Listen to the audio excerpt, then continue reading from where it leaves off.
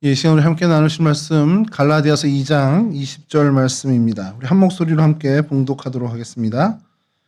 나는 그리스도와 함께 십자가에 못 박혔습니다. 이제 살고 있는 것은 내가 아닙니다. 그리스도께서 내 안에 살고 계십니다. 내가 지금 육신 안에서 살고 있는 삶은 나를 사랑하셔서 나를 위하여 자기 몸을 내어주신 하나님의 아들을 믿는 믿음 안에서 살아가는 것입니다. 아멘.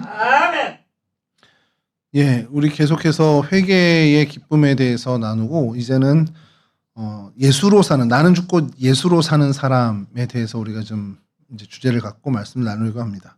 그리고 오늘 그 첫 번째 시간으로 그리스도인으로 살아가는데 왜 자꾸 우리는 실패할까? 그러니까 이게 돈을 버는데 실패한다가 아니라 어떤 뭐 진학을 하는데 실패했다, 취업에 실패했다, 그 실패가 아니고 내가 그리스도인으로 마땅히 살아가야 하는 그 삶에 자꾸 실패를 하는 우리의 모습에 대해서 원인을 찾아보고 왜 그럼 자꾸 우리가 실패하는지, 그럼 그 실패를 안 하고 우리가 정말 그리스도인으로 살아가는 방법이 과연 성경에서 뭐라고 얘기하는지, 그 부분에 대해서 우리가 요 4단원 시간에 좀 5단원 시간에 좀 이야기를 나누려고 합니다. 여러분, 우리가 주님과 함께 살아간다라고 고백하고 또 실제로 주님은 우리와 함께 하십니다. 그거는 여러분들이 믿든 안 믿든 그 사실입니다. 주님이 여러분과 함께 하세요. 그러니까 우리가 그 전에 우리 신앙의 표현, 관용적인 표현이 주님이 내 안에 계십니다라는 것들이 좀 이게 되게 추상적인 개념이라고 말씀을 드렸잖아요. 그래서 무슨 성령을 에너지화 해가지고 내가 에너지가 가득 차고 그런 게 아니라 영이신 주님이 나와 함께 하시는 겁니다. 그래서 내 마음, 내 심령 속에 늘 영향을 주고, 그래서 나와 항상 내 지근에 나와 동행하시고 늘 함께 해주시는, 그걸 우리가 임마누엘의 하나님, 그렇게 해서 우리와 함께 하신다라고 얘기를 하는데, 자, 우리와 함께 해주시는데, 그리고 그 표현을 우리가 우리 기독교 신앙적으로 내 안에 계시는 성령 하나님이라고 얘기를 하는데, 그러면 우리의 선택이나 우리의 길이 하나님이 원하시는 길, 하나님이 기뻐하시는 길을 선택하면서 살아야 되잖아요. 근데 정직하게 나를 되돌아볼 때 내가 10번의 선택에서 10번을 다 주님이 원하는 선택을 하며 살더냐라는 거죠. 안 그럴 때가 훨씬 더 많더라는 겁니다. 우리가 매일매일 나를 이제 뭐 점검하는 삶을 살지는 못하지만, 우리 때때로 어쨌든 내가 지나온 시간들을 나를 점검해서 반성하는 시간을 가지면, 그때 이게 정말 하나님 뜻이었는데 내가 그걸 못 선택하고, 이게 내가 내 하고 싶은 대로 했었네라는 것들을 실제로 우리 스스로, 누구한테 밝히진 못하지만 내 스스로 생각할 때가 많이 있습니다. 오늘 저녁 먹고 나서 엄마한테 화를 내지 말았어야 되는데, 엄마한테 화를 내고 후회하면서 그런 생각을 하는 거죠. 그때 엄마한테 화내는 게 아니고, 이제 엄마의 관계도 그렇지만, 엄마의 마음을 내가 헤아리고 좀 이해를 해주는 게 하나님 좀 더 기뻐하셨을 텐데, 라는 그런 반성이 있을 수 있다는 겁니다. 뭐 불가항력적으로 뭐 안 되는 경우도 있겠죠. 우리의 삶이 뭐 물리적인 시간이 안 돼서, 또 정말 거기까지 여력이 없어서 내 능력의 한계치를 내가 한계치를 만나서 못하는 경우도 있지만, 그런 것이 아니고 분명히 내가 선택할 수 있음에도 불구하고 하나님이 기뻐하는 일임을 분명히 이성적으로 아는데 무언가 자꾸 걸림돌이 돼서 그걸 선택하지 못하는 때가 사실 있습니다. 부모님한테 화 안 내고 사나요? 우리 여행 다녀온 우리 전사님, 부모님한테 화 안 내시나요? 부모님과 여행을 가면 저는 부모님하고 여행 가면 어머니 아버지한테 짜증을 많이 냈습니다. 왜 그거 아니라고 그러니까 자꾸 그거 하세요, 이렇게. 요즘은 제가 그거를 되로 주고 말로 갑니다. 그러니까 요만큼 주고 지금 엄청나게 지금 받고 있는데, 제가 예전에, 요즘 제가 뭘 반성하냐면, 제가 청년 때 저희 어머니가 저한테 물으세요. 야, 이거 어떻게 쓰는 거니? 그러면 엄마 그것도 모르면 어떻게 해요? 하고서 이렇게 막 가르쳐 드리면서 짜증을 내는 거죠. 근데 요즘 제가 저희 아들, 딸이 그게 뭔데? 그러면 그냥 됐어, 내가 해줄게요. 이런 식으로 이게 자존심이 막 상하는 거죠. 다행히 이제 컴퓨터라든지 어떤 기기를 물어보진 않아요, 아직은. 제가 물어보는 건 뭐냐면, 방송이나 이런 데서 나오는 얘기들, 못 알아듣겠는 용어들이 너무 많은 거예요. 테토남이 뭡니까, 여러분? 그거 물어봤다가 안 물어봐, 다시는 안 물어봐. 내가 이렇게 마음을 먹게 됐는데, 그래서 이제 GPT에 찾아보고 하니까 무슨 호르몬 이름이더라고요. 그게 뭐 많이 분들서 약간 옛날에 우리로 표현하면 상남자 같은 스타일로. 뭐 테토나 무슨요 뭐 이렇게 있는데 그런 용어들 잘 모르니까 근데 애들 왜 이렇게 말을 줄이는지 진짜 모르겠어요. 그리고 이번에 국민의힘 그 당대표 경선 과정에서 이제 토론을 하는데 어느 두 후보님들이 그 캐대헌? 네, 그걸 얘기를 하시는데 솔직히 말해서 저 처음에 뭔지 몰랐습니다. 그게 뭔데?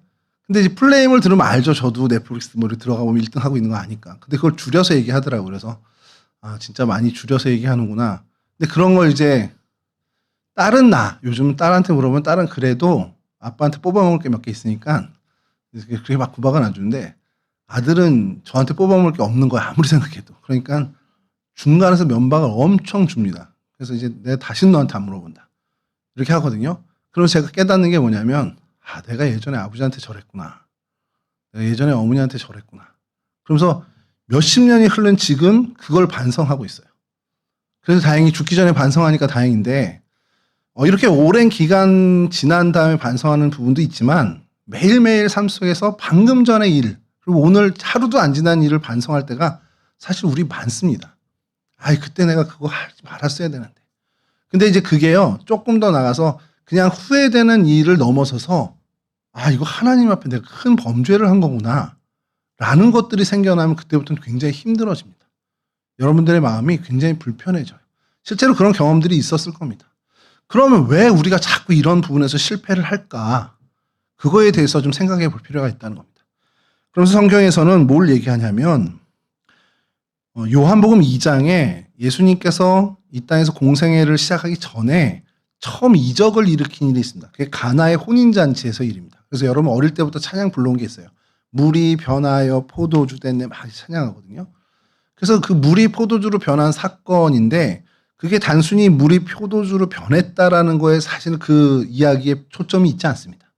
그 이야기의 초점은 주님께서 그 자리에 계실 때 어떤 형태로 계시느냐에 따라서 이 사람들의 삶의 그 모든 것들이 바뀔 수 있다는 겁니다.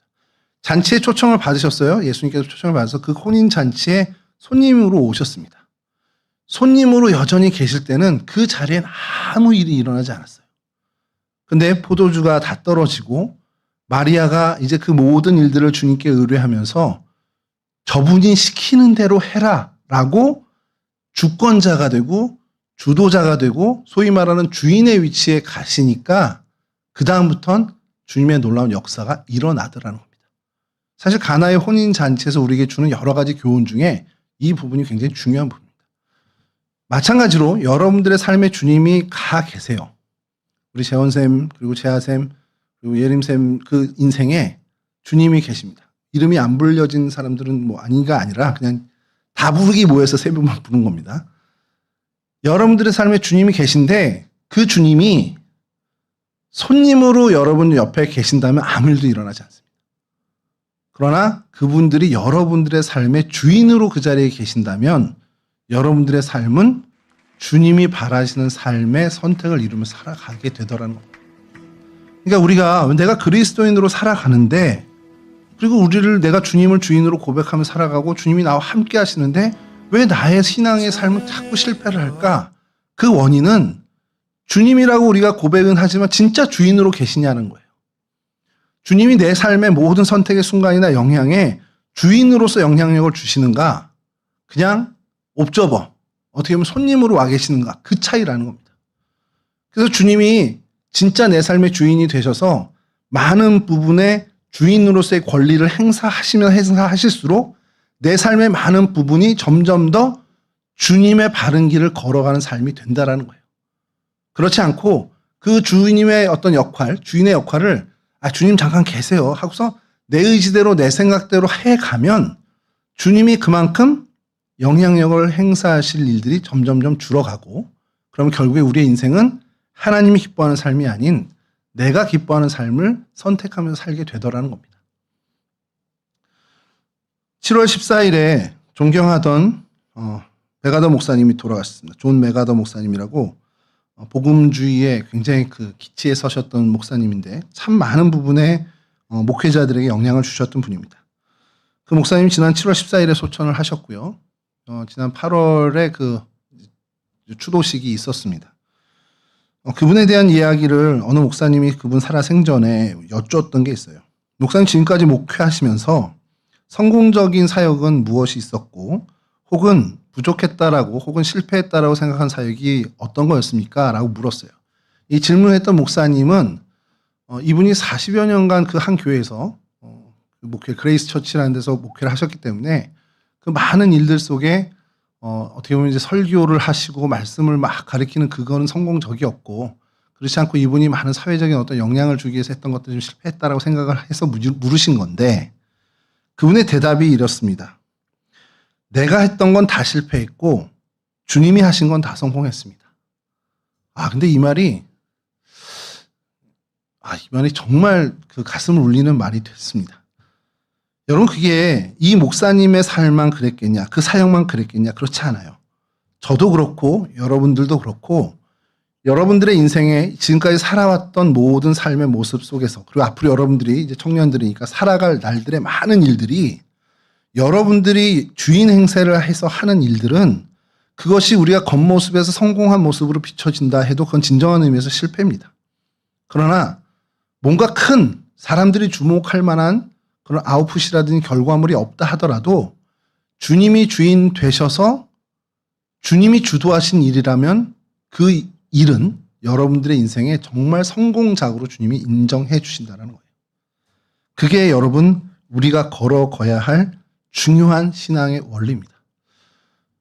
이 말씀을 여러분들과 나누려고 하다 보니까 이게 너무 원론적이고 개념적인 얘기만 돼서 좀 실제적인 어떤 예가 없나 해서 영상도 막 찾아보는데 도저히 없는 거예요.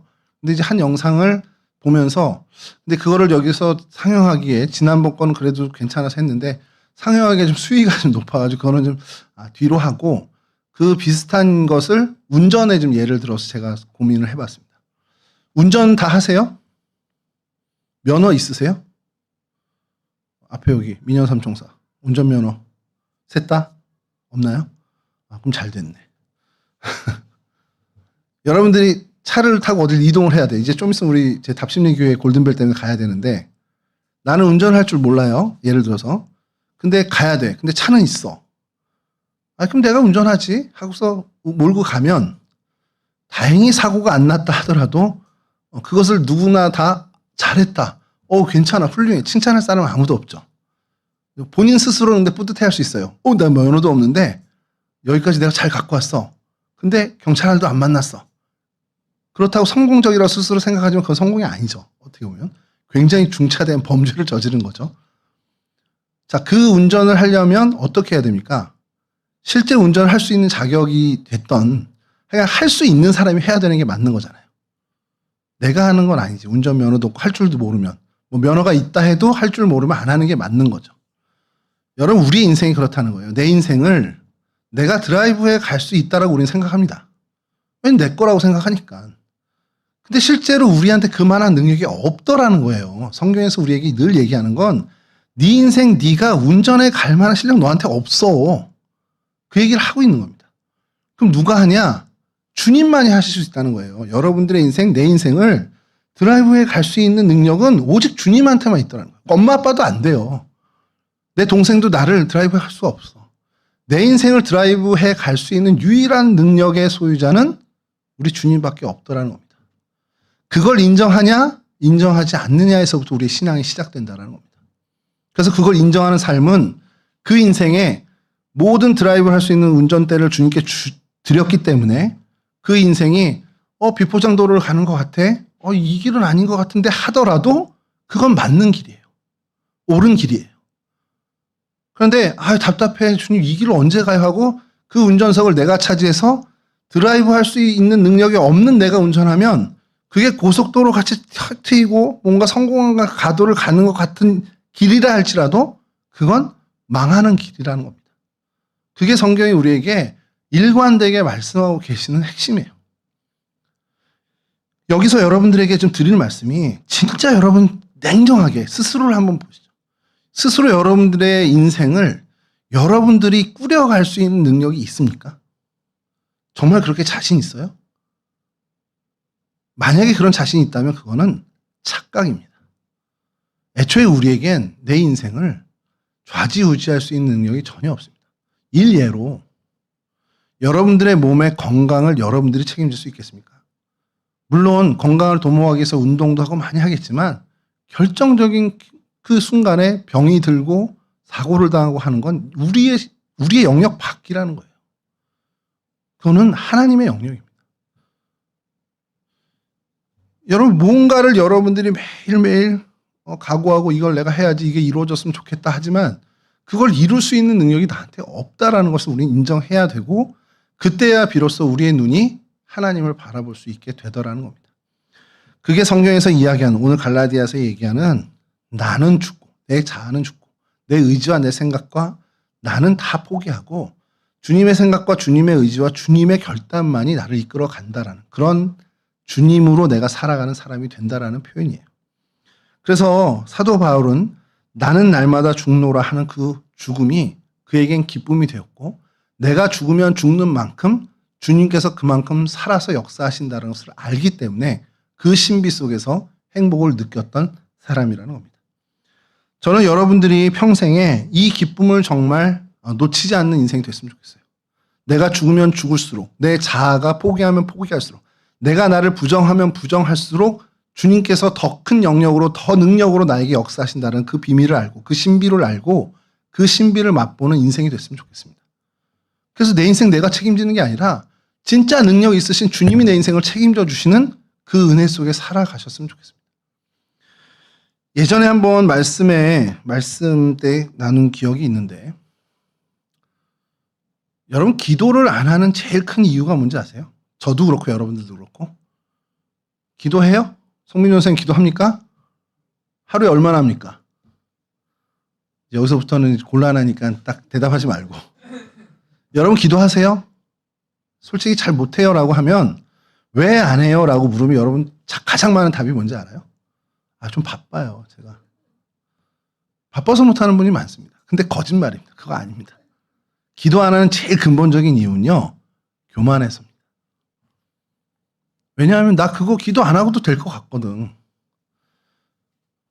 좋은 신랑감 만나고 좋은 신부감 만나고 결혼하는 거 내 정도 미모면은 얼마든지 할 수 있을 것 같아요. 그래서 거울만 보면서도 은혜 받는 자매들이 있습니다. 거울을 보면서 와 너무 이쁘다 그러면서 은혜 받고, 그러니 결혼에 대해서는 자신만만하죠.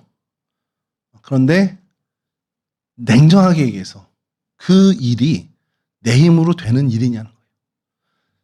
좋은 배우자를 만나서 좋은 가정을 꾸리고 그래서 행복한 가정을 일구어 가는 게 내가 뭔가를 해서 된다면 가죠. 이거만 하면 그거 할 수 있어 라는 어떤 루틴이 있어. 어떤 원리가 있다면, 수학 공식처럼 있다면 그거 하면 되는데 안 그렇잖아요, 실제가. 내 힘으로 할 수 있는 게 아니잖아요. 어떤 사람을 만나는 것부터가 내 힘으로 될 수 있는 게 아닙니다. 그러니 그 분야는 기도해야죠. 근데 그 문제를 놓고 기도를 안 한다? 이건 내 힘으로 될 것 같아서 안 하는 거예요. 그리고 그게 나한테 별로 중요하지 않으니까 안 하는 겁니다. 우리가 기도하지 않는, 어떤 분야에 있어서 기도하지 않은 가장 결정적인 이유는 내가 자만해서, 내가 교만해서 안 하는 겁니다. 내가 공부를 너무 잘하니까 뭐 대학 입시 뭐가 문제야? 어디 가는 거 취업 뭐가 문제야? 난 실력 있는데. 그런 사람들은 안 하겠죠. 근데 실제로 그렇지 않잖아요. 그게 내 힘으로 안 되잖아요. 그러면 그분의 힘이 필요합니다. 그럼 기도해야죠. 긍휼히 여겨달라고, 나를 불쌍히 여겨달라고, 나를 건져달라고 기도해야죠. 근데 그게 내 힘으로 될 것 같은 교만과 자만이 내게 있으면 기도를 안 하게 되는 겁니다. 부모님의 건강을 위해서 기도합니다. 왜요? 내가 할 수 없는 걸 알기 때문에. 우리 아버지가 아파요? 우리 어머니가 아파요? 내 동생이 아파요? 하나님 도와주세요? 왜 기도합니까? 내 힘으로 못하는 걸 알거든, 그건. 그러니까 기도하게 됩니다. 여러분들의 인생에 앞으로 여러분이 살아가면서 마주하게 될 많은 것들이 있습니다. 여러분들의 힘과 능력으로 안 되는 걸 인정하고 그것을 주님이 해주시길 바라는, 그래서 그 주권을 다 주님께 넘기는 진짜 지혜로운 사람들이 됐으면 좋겠습니다. 자, 이건 인생의 큰 줄기에서 그렇고, 그럼 우리 일상에 아주 평범한 우리 하루하루의 삶 속에서 그럼 어떻게 주님의 뜻을 내가 분별해요? 제일 좋은 건 말씀을 여러 번 읽고 많이 갖고 말씀을 늘 가까이 있으면 그 말씀이 계속 생각나서 선택하면 되는데, 현실적으로 우리가 그러지 못하는 사람들이니까 그럼 어떻게 해야 되냐? 내 관심과 내 생각들, 내 생각과 내 주관이 아니라 믿음과 말씀의 정신으로 선택하는 삶을 살아야 되는데, 그러기 위해 제일 좋은 건 말씀을 가까이 하고 주님께 늘 기도하는 시간을 확보하는 거죠. 사실은 그게 제일 중요합니다.